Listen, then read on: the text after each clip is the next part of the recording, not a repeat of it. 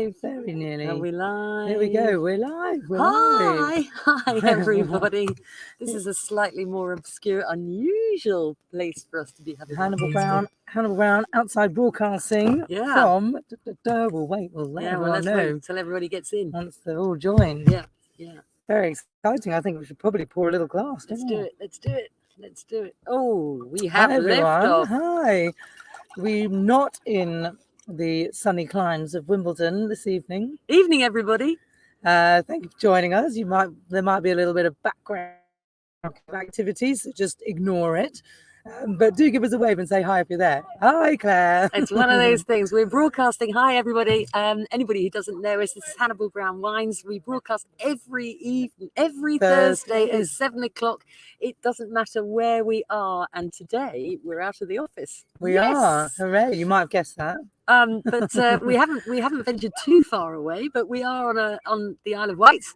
Indeed, the first ever outside broadcast for Hannibal Brown. That's right. From the Isle of Wight. That's right. So apologies for the sunglasses, but otherwise, if we face the other direction, then we would be silhouetted and you wouldn't be able to see us. Indeed. So it's a real scorcher of an evening, and I hope it is for everyone where you are. Kind of an unusual evening for drinking red wine, but no.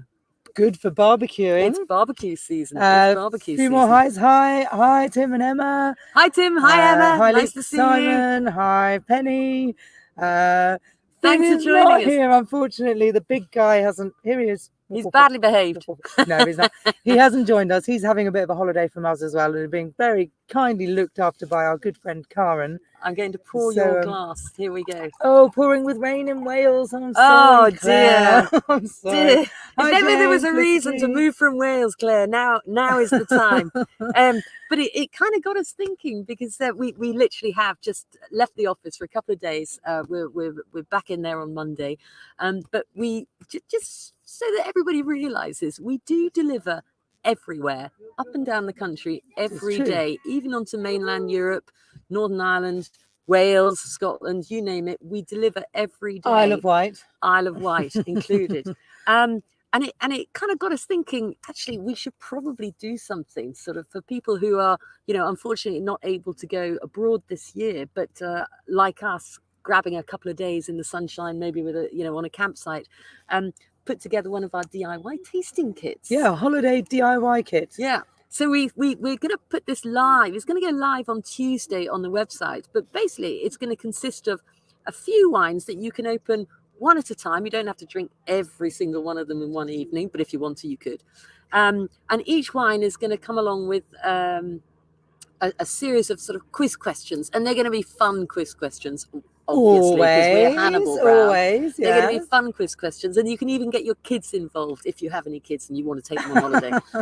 Do it French style and get the kids tasting. But we're going to call it the summer DIY tasting kit because summer's definitely not over. There's an awful long way to go yet. Absolutely right. Yeah, and we've even been providing wine to our neighbours here on the campsite. We have. Actually, hi Richard and Mandy. I'm just going to actually give you a little 180 of where we are and where we're sitting because this really is stunning. So there's the van. You might recognise that. And look at that. Yeah. Oh yeah. There we go. Yeah. There we go. I mean, the beauty of owning your own business is that you can, and you manage it correctly, then you can grab a few days here and there. Indeed. And nothing really falls apart. We're super excited to be tasting these wines this evening. Actually, during our lockdown live tastings, we have tasted both the Casas del Bosque Carmenere and the Casas del Bosque Syrah because, as those of you know who have been with us for a while, we absolutely love these guys. We certainly do. So we do a number of their wines, 5 or 6 of their wines. But since the 1st of November 2012, we have listed Casas del Bosque wines, and we have seen them kind of develop over the years. And bear in mind, vintages change from one year to the next, so that's a strange airplane going above. Maybe I'm sure no one can hear. And it's really interesting how, and Meinard's going to talk to us about this, how the seasons change and how that actually varies the style, the characteristics of the wine. Because bear in mind, we do Sauvignon Blanc from them. We do the Cabernet Sauvignon, the Carmenere, the Syrah, the Chardonnay, Have I missed one out? We And do the Pinot Noir. Pinot Noir and the late harvest Riesling, of course. And of course the late harvest Riesling. And they do have a few higher level wines as well, but we think these guys, as their entry level, is kind of under £15 a bottle. They're so good that you can't not really. So everyone pour a glass and cheers. Let's do it. Cheers, cheers, chin, chin, chin. So here's the question. Carmenere first. Here's the question. How long is Chile? Ooh. How long is Chile? Wow. That'll get you racing around. And whilst I find the map, also a question to everyone who's listening, I'd like to know what your favourite Chilean wine grape variety is. Have you got a go-to? If you see a Chilean Pinot Noir, Chilean Sauvignon Blanc, what is your go-to? And maybe even why, if you've got time to tap it in the box. But let's get the map up. Really, really long is the right answer. There we go. It's that long. Well, actually, that's not the entirety of it, but that is the wine region bit of it. So if maybe I can shrink that map. It's kind of interesting actually how Chile has developed, because as you know, Chile has developed really as a result of the Spanish invading and finding this beautiful sort of expanse of land and thinking, ooh, everything grows here, which is what the Spaniards were quite good at doing. But it was really a lot to do with the Italians who went over really and properly developed the wine producing as we know it today.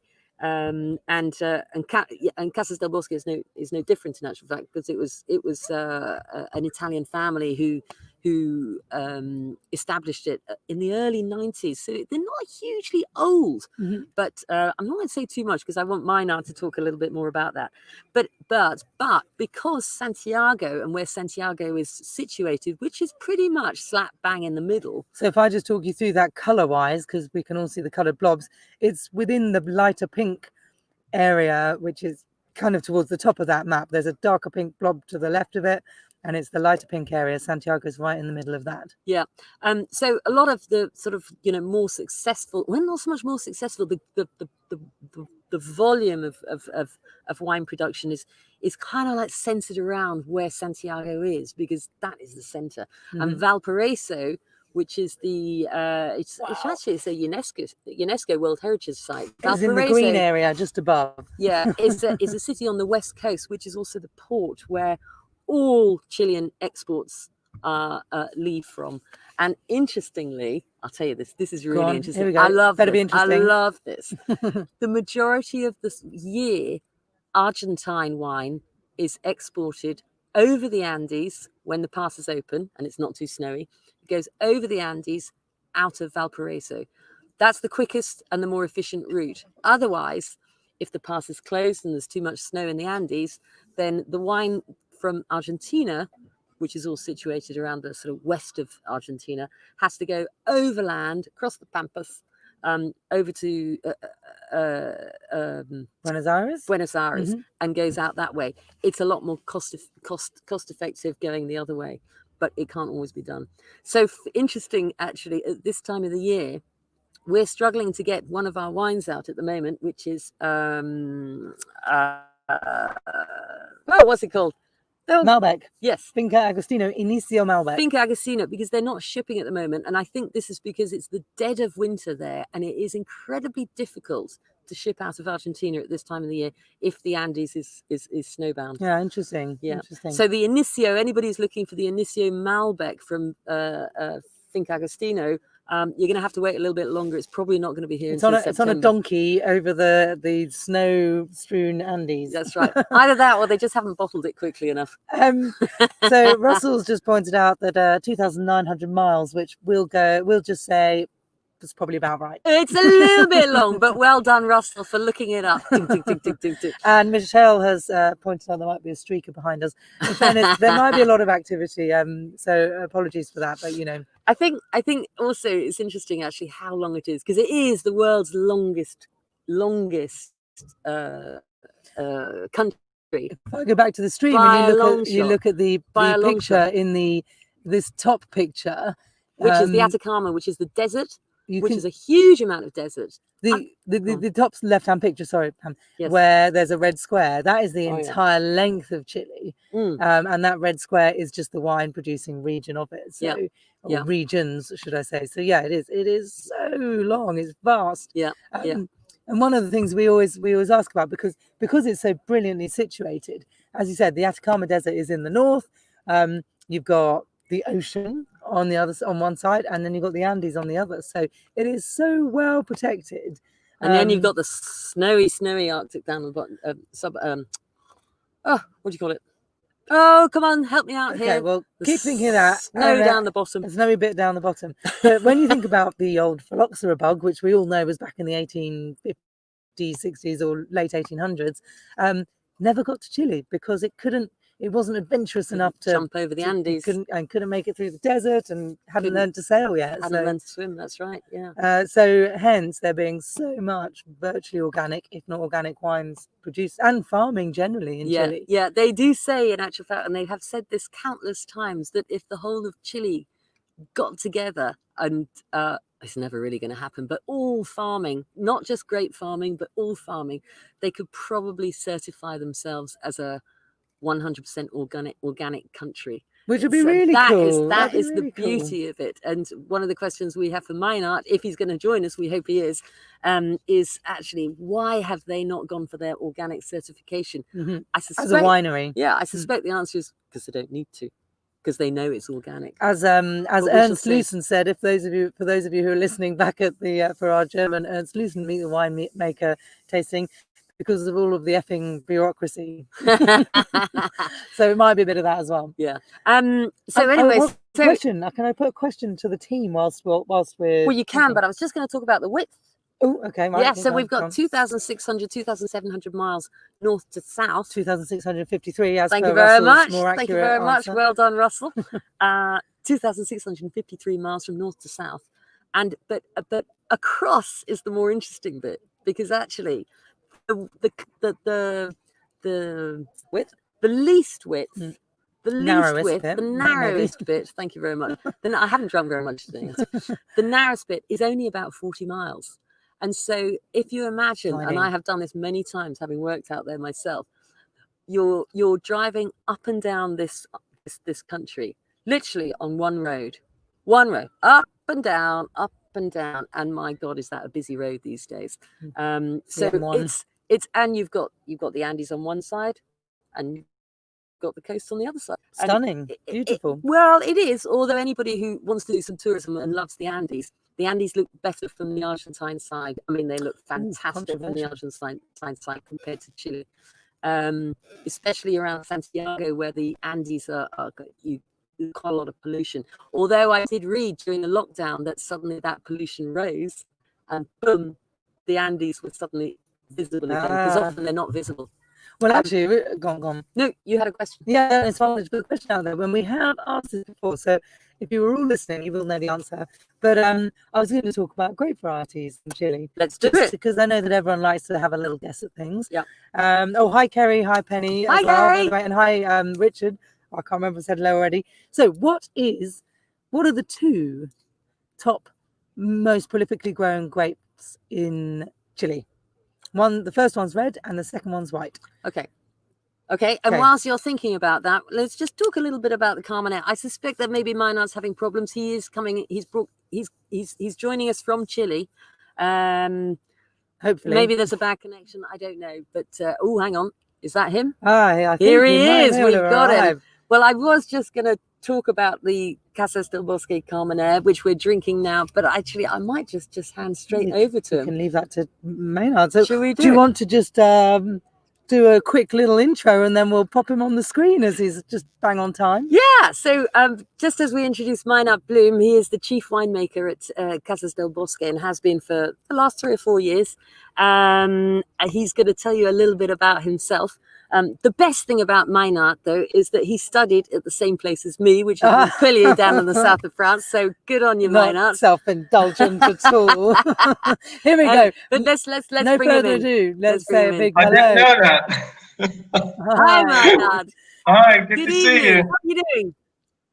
It's lovely Okay, weather there. you too. I can see. Apologies for the sunglasses. We're having a last-minute break, so this is an outside broadcast from our campsite. As you know, Meinard, the sun doesn't shine very often in the UK, so we have to take advantage. Apologies for the sunglasses. I'm Dutch originally, so I know about the lack of sunshine. Exactly. There you Apologies go. for the sunglasses, otherwise we can't see. You can't see us. So Welcome. Meinard, we just welcome, and just to introduce a little bit more about our relationship with Casas del Bosque. We've been listing Casas del Bosque since the first day that Hannibal Brown was launched back in November 2012. And we have never been disappointed by all of their wines. Mm-hmm. And maybe you can tell us a little bit about that. But before you do that, my question to you, Meinard, is how does a Dutchman become a winemaker in Chile? Over to you. Yeah. I hope you have a little time to listen to my story now. You should be growing tulip. I arrived in Chile in 1995, looking for a bit of adventure and a bit more sunshine, I guess, as well. And I found both. And then after a while, decided I wanted to become a winemaker. So, which was a good choice in Chile because the country was developing lots of new areas being discovered, new grape varieties being tried. So it still is fun to be part of this. Imagine Casablanca has only been existing for 30 years now or so, probably even less. The winery is 27 years old, so it's all very, very new, very, very active, still very inspiring as well. So, yeah. So perfect timing on your part for arriving and getting involved in Chile. Yes, it was actually. Even though the wine business is not very profitable. Yeah. So Meinard, it's the middle of winter for you there at the moment, isn't it?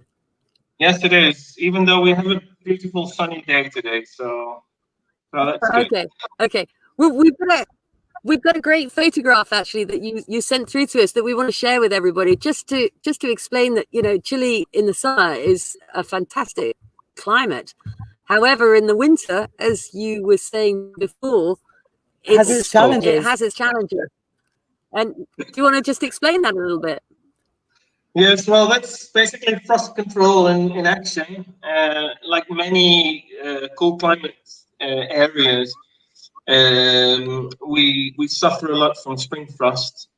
We just started budding on the Chardonnay last week, so that's when the worst time of the year for us starts because we're budding and we still have the risk of frost.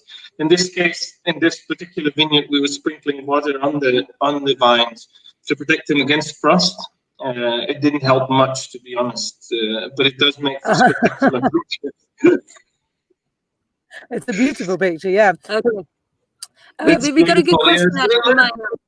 Chile's new world sort of desert, sort of a cheaper version of Mexico or California. And it isn't. Chile is very much its own climate, as you can see. It's much cooler than people expect, and it probably explains also why Chilean wines always have that sort of freshness, a certain leafiness, some call it greenness. It all depends on what you like. But especially nowadays with climate change, that hint of greenness, that extra bit of freshness, I think comes as a welcome change to many overripe and slightly flabby wines that you can find in the market today. Sure. And are you really noticing the effects over the time you've spent in Chile of climate change? Yes, we do actually. The last 10 years have been extremely dry. At least every year has been below average when it comes to rainfall. So yes, fortunately, temperatures haven't been rising that much, except from maybe 2017, which is a very hot year. But generally speaking, these have been fairly cool years. So it's not so much it's global warming as the effects that we see is a lack of rain. Yeah. We've got a question, Meinard, which is a really good question. So we list and sell a lot of the Casas del Bosque late harvest Riesling, but the question is, actually, are you capable of making ice wine?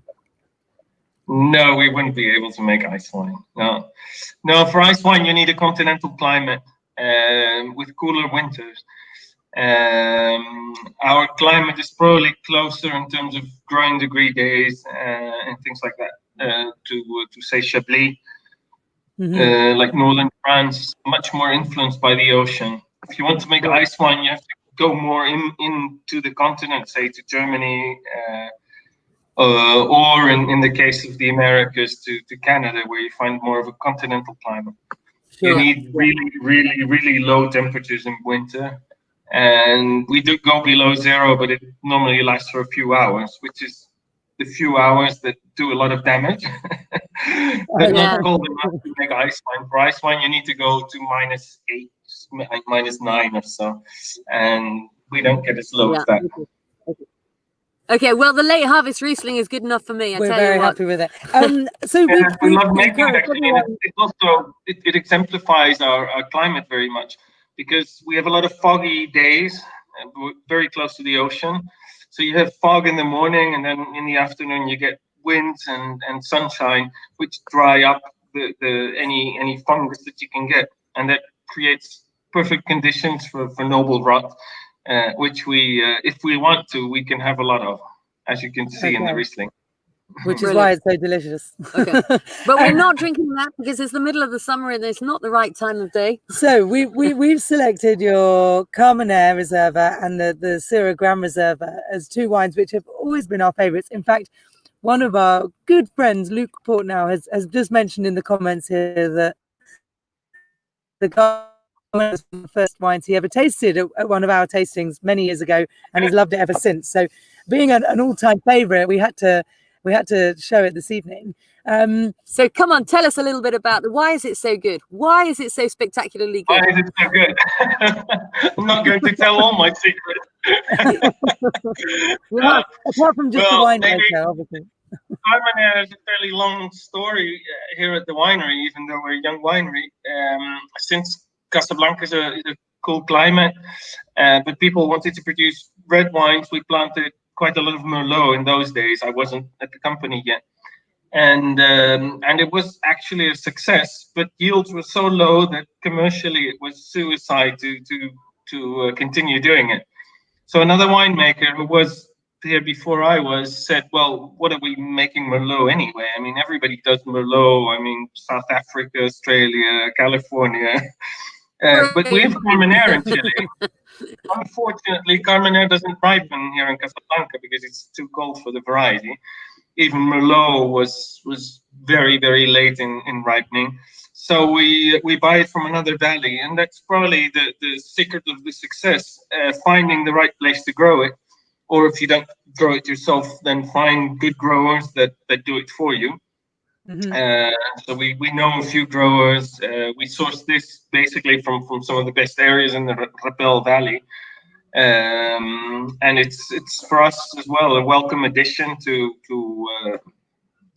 what we do. I mean, we're mostly Casablanca, so it's Sauvignon with Chardonnay and Pinot Noir, but it's fun to do Carmenere and show something completely different. It still has that sort of Chilean hallmark.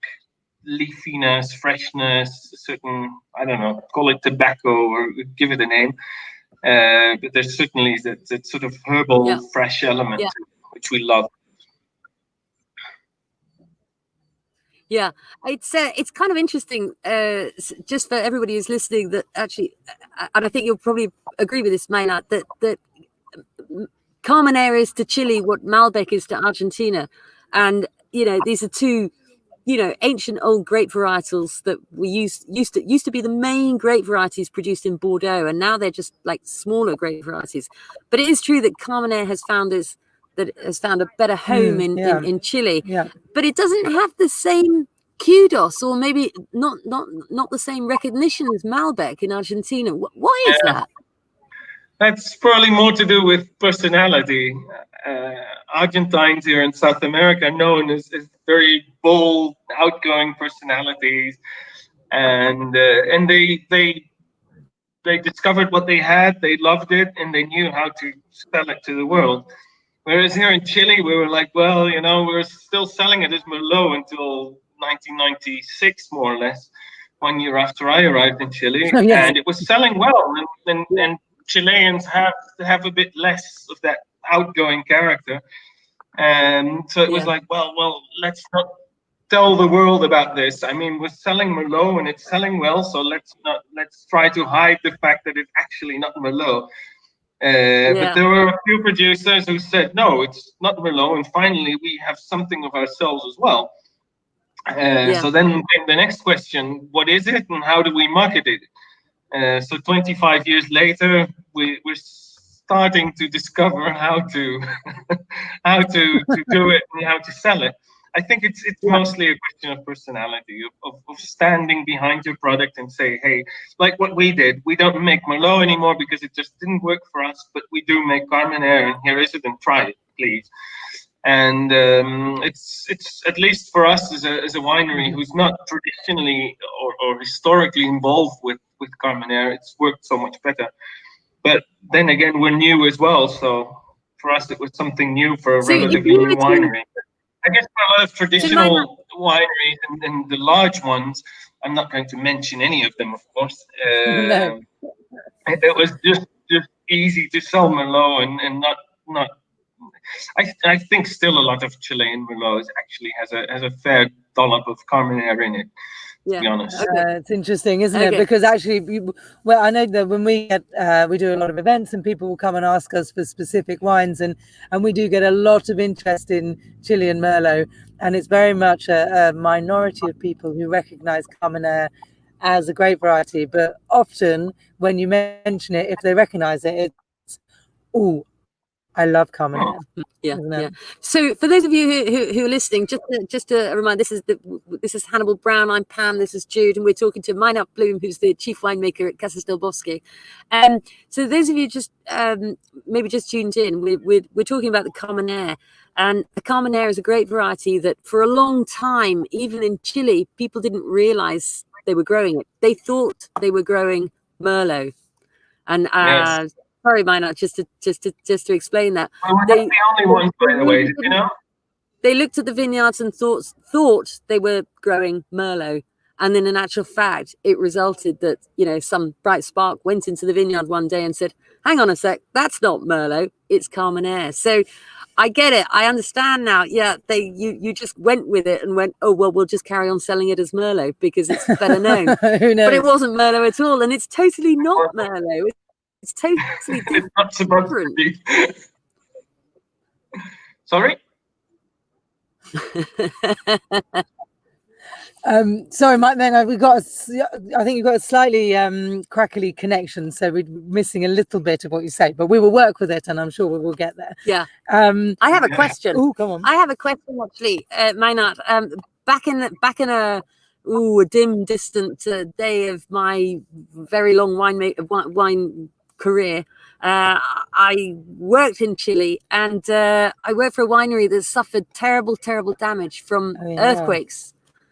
It was, dare I say, Lindemans, Lindemans, who everybody knows Lindemans is Australian, but they were actually trying to make wine in Chile. They still do, I think. But a massive earthquake, I think it was in 2010 or 9, or I can't remember exactly the year. And it basically destroyed all of the tanks. Literally, the tanks just and there was a long river of what looked like blood going through the vineyards, which was wine, which was basically just fell out. But I just wondered, does Casas del Bosque have you suffered any problems with earthquakes? And also, did you experience that because you would have been there at the time? Yeah. I did, yes. I was just back from doing my master's degree in Montpellier in Geisenheim. And I came back in December, and the earthquake was in February or March, just before the harvest started. It was a nice welcome back to Chile. Yes, it was probably one of the how would I describe it? One of the most life-changing experiences I ever had. I was on the 21st floor at the time, and I basically thought I was going to die. the building was shaking 1.5 meters to both sides, and you hear all this grumbling from the earth and the building and everything. It's just noise, and everything is it's destruction all around you. All the glasses were broken, of course, and then after say 3.5 minutes, it stopped, and you're like, oh, I get a second chance at living. I'm still alive. It was a very it was actually a good experience after all, because you become a bit more sensible of being alive and how fragile it can be. Yeah. For Lindemans, the whole wine estate was knocked out, and they lost everything that year. But do you experience anything at Casas del Bosque? No, Casas del Bosque was mostly spared. We don't pile our barrels very high, so little damage there. A few, of course, fell down, and there was some damage. I still have a tank that has a leg which is slightly to the side that we look at every time we go past it, and it's like, oh, we should get this fixed. But in good South American fashion, we postpone it to probably the next earthquake or something. Oh God! Maybe this year is the year. No, I don't think so. When you get off this call, go and sit down. Coronavirus has been quite enough for this year. Fair enough. Okay. Well, we should move on to the Syrah, actually. Yeah. Because I don't know whether you're probably not aware of this, Meinard, but anybody who knows the Casas del Bosque Syrah Grand Reserva through Hannibal Brown has probably heard it referred to as Ribena on steroids. Now, I don't even know whether you know what Ribena is. Surely the Dutch. It probably is Dutch. And I wonder whether you agree with that. I know what Ribena is. Yes. Exactly. It is. Hang on. Ribena on steroids. That's a good way of putting it. A famous Chilean sommelier calls it a wine not apt for vegetarians. Oh, because it has these sort of beefy. It's almost like smoked bacon, so sort of a meaty nose to it. And it's certainly not dry, and it's kind of asked for a slab of beef on the barbecue or something. Yeah. Actually, I put some canapé suggestions out there every week for each of the wines, and for the Syrah it was an Asian beef kind of a thing, which is marinated in a sort of sauce and all sort of stuff, and it's a perfect and really lovely and rich and kind of fruity. It's extremely rich. I think also what is your recommendation for decanting? Because I mean this wine needs decanting, and also what is the optimum temperature to drink it at? Ooh, yeah. I normally prefer all my wines just slightly chilled, the red wines that is.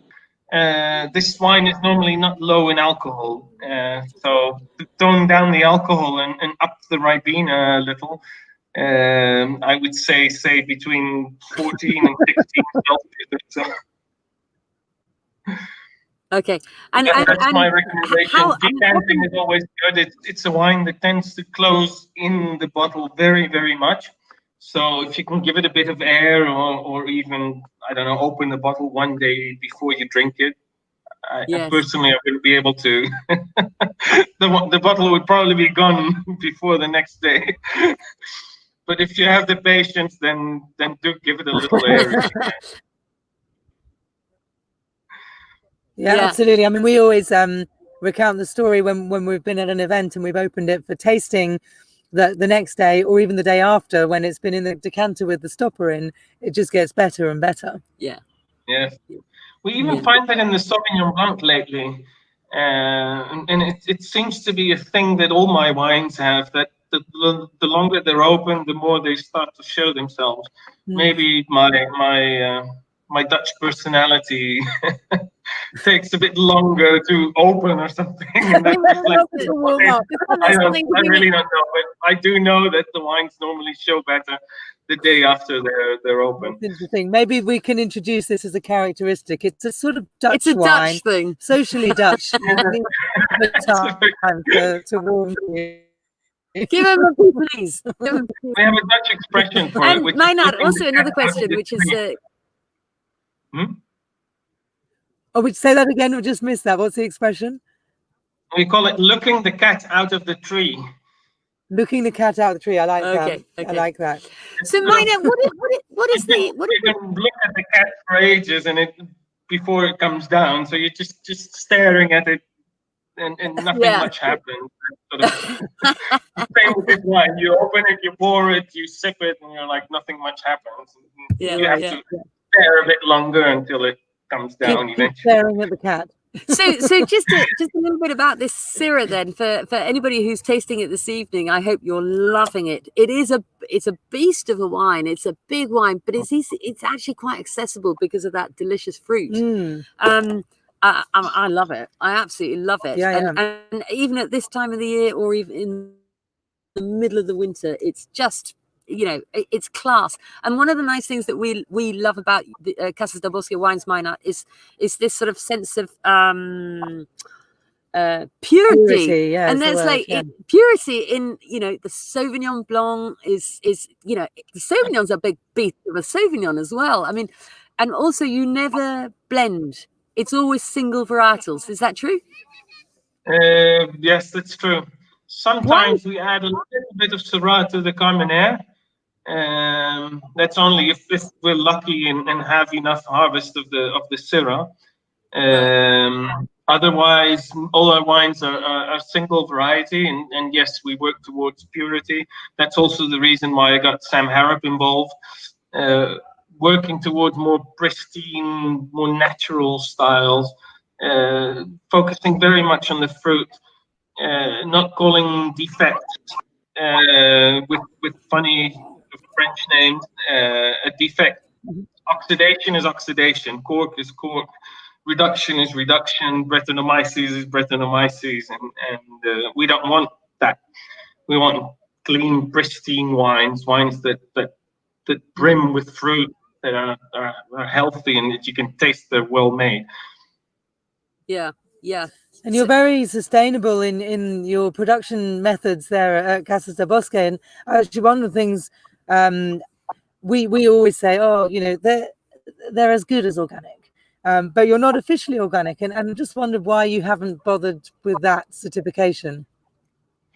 Well, first of all, we think sustainable is much more important than organic. Organic doesn't imply sustainability. Which is one thing, Organics, you do tend to use a bit more fossil fuels in going more frequently through the vineyard. So we feel slightly uncomfortable with that. And on the other hand, we still want to use some of the techniques of conventional farming that we think suit us. Whereas we feel that organics can be a bit dogmatic. And all these certifications, basically, it's more about the certification than any process behind it. As you can imagine, being sustainable is not a parameter. Sustainable is a goal. It's a wish, but you cannot really measure how sustainable you are. But the owners of the winery very much want to perpetuate the winery for the next generation. So it has to be sustainable. And if you spray, especially herbicides like MAD, you're never going to be sustainable. So that's one thing we do much less. We try to go through the vineyard a bit more frequently. We're also very close to the village, so we cannot really spray whatever we want, which is just as well. Yeah. Yes. So actually, arguably, the sustainable approach is holistically far better than just going for an organic stamp on your bottle. Yes, I do think it's a bit like your own health. You try to eat as healthily as you can to keep healthy. But if you catch some disease or something, you would resort to a normal doctor, not just homeopathic things. And I think for the vineyard the same, if you keep it healthy, you fertilize it correctly, you prune it well, you do some de-leafing, you irrigate, you keep everything well ventilated, for instance, your vineyard is going to be healthy and you'll need very, very little spraying. But if you have a problem with a certain insect pest or something, you still have that option of being able to solve that problem. You're frozen there for a second. Yeah. I think we've got that. We got a little bit of a crackle there, but sorry everybody. The connection to Chile over in Chile is not fantastic, but hey, we're hanging on in there. But I'll say, and actually this like dovetails nicely into the fact that actually anybody who gets the opportunity to go and visit Casas del Bosque, you should be aware that this winery, they won Chilean Producer of the Year 2 years in a row, 2013 and 2014. And then more recently, I think about 6 months ago, have been voted amongst top 50 winery destinations to travel to visit to. So from a touristic point of view, it's a fabulous opportunity. If you find yourself in Santiago, even if you're not there on holiday, even if you're working in Santiago, it's only 45 minutes northwest of Santiago. Go and see them. And Meinard will be there to talk to you about tulips and Edam cheese. Staring at cats. Well, for the moment, we're closed actually because of the coronavirus thing. But we hope to be open soon. We just don't know when. Chile is talking about deconfinement, but not much has happened for the moment. We're still in winter, and how is the situation there? Is it? It's a bit messy. Some areas are closed, others are not. You don't really know what or where you can go. Yes, everybody is just I would say biding their time and waiting for all this to blow over. Very different to the rest of the world. From where I'm sitting, it's going to last for at least a month or so.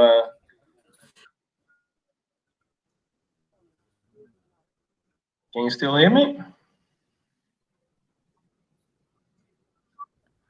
So it's still ongoing. Okay, well, on a more sort of positive note, Meinard, we've got some really nice messages coming through about the Carmenere. Somebody who says it's so much more interesting than Merlot. Of course it is. And also somebody say that they want all of the Carmenere that you've produced and your Gouda. The perfect pairing, perhaps. Well, you know what? I think it's a fantastic insight, Meinard. Thank you so much. We do so many of your wines. Maybe you'll come back again in a few months' time. We can talk about some of your other wines. That'd be fantastic. We'll do the red wines for winter, or maybe a Sauvignon Blanc. Oh, it's awesome. Okay. It's okay. All right. So a big thank you from Hannibal Brown, and thank you for joining us. We love your wines. We will continue to shout about them for always. And thank you so much for joining us. Thanks, Meinard. Bye-bye. Thank you. Thanks a lot. Bye. Thank you. Bye-bye. Cheers. Bye-bye. Bye. Okay, guys, that was just a little insight. Sorry about the connection, which is probably not 100%, but it may be us, it may be the olive white, it may be Chile. Who knows? It's the ether. It's the ether. For us, it's always someone else. But do go onto Hannibal Brown's website. Have a look at Casas del Bosque. We've got, as I said, Pinot Noir, Sauvignon, Chardonnay, Syrah Grand Reserve, Cabernet Sauvignon, Harvest Riesling, and they are all it's really worth. They're such good value for money. I think that's the point. Yeah, not to be missed. He's a great guy, and as I think that our connection, it may be wavering a little bit. Yeah. So Carmenere available $13.99. It really is a bargain. You know, you can compare this to any other sort of any Carmenere. any Carmenere anywhere. But you wouldn't, because you don't You need would- to. you And don't you know need that. to. You know don't that. need to. And obviously the Ribena on steroids were all agreed is an absolute corker. Yeah. So thanks everyone for joining us again. Hope you enjoyed it. Remember, we deliver everywhere, every day, up and down the country, To your campsite. even to your campsite. Yeah, even to campsites. So if you've got a holiday home or anything, we'll just give us a shout, and we'll drop the wines in. Don't go down to a dodgy old corner shop and buy in wine. And apologies need to do again that. if our connection was a bit dodgy. But we're glad we managed to get here and broadcast from here. So big thank you to everyone for joining, and see you next week for Jonty's Ducks. Jonty's Ducks. Oh yes, Jonty. This is the fab duo from Paarl in South Africa. Yeah. And we'll hear all about Jonty and his ducks, who go and they are the pesticides. So again, you they're really sustainable. Go onto our website, have a look at Jonty's Ducks. Go and have a look at the video. You'll see all about it and listen to how he is so sustainable. It beggars belief. Yeah, and another fun guy. So see you then. The canapes are going to be online tomorrow because the recipes are already there. So thanks all. And Quack, see you quack, soon. quack, quack, quack, quack. Cheers. Good evening, everybody.